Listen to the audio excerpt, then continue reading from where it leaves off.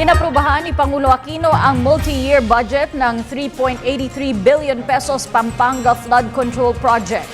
Ang Multi-Year Obligation Authority ang nagpahintulot sa DPWH na pumasok sa kontrata ng flood mitigation project sa loob ng mahigit isang taon sa Korea Economic Development Cooperation Fund.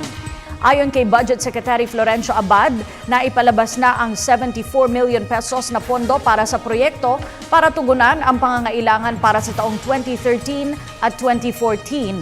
Habang ang budgetary requirements para sa 2015 hanggang 2017 ay kukunin sa DPWH na dapat ay aprobado ng Kongreso.